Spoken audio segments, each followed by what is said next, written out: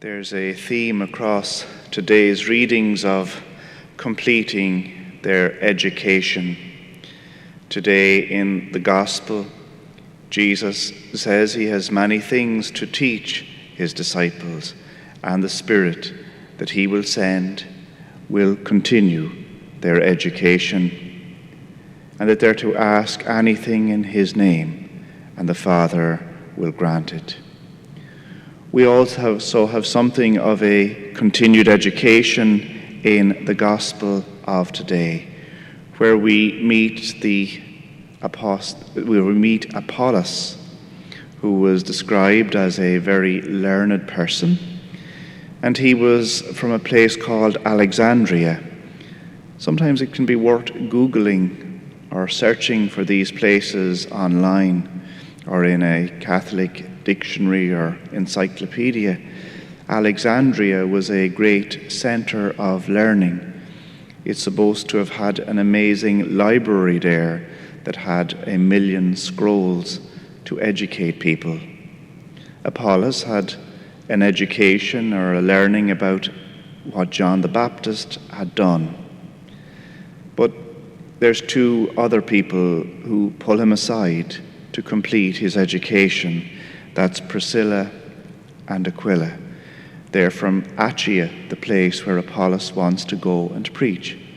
So before he goes there, Priscilla and Aquila help complete Apollos' education. Priscilla and Aquila don't have master's degree in theology. Their chief qualification is that they make tents. And they had been making tents, and that's how they met Paul, who had traveled with them. Those two characters are from Achaia, where Apollos wants to go. So with an amazing turn of events, Apollos, the great learned one, has his education completed by two people who make tents. Those two people are from the place that Apollos wants to go and preach.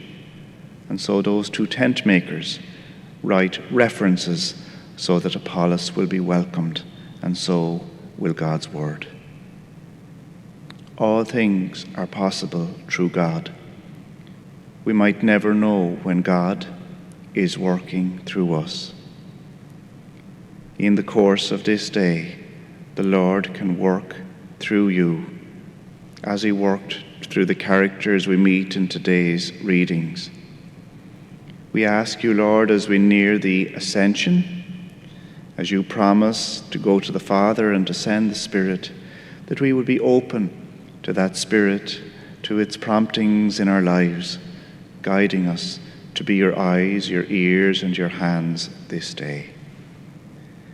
As God's people, we ask your help and intercession.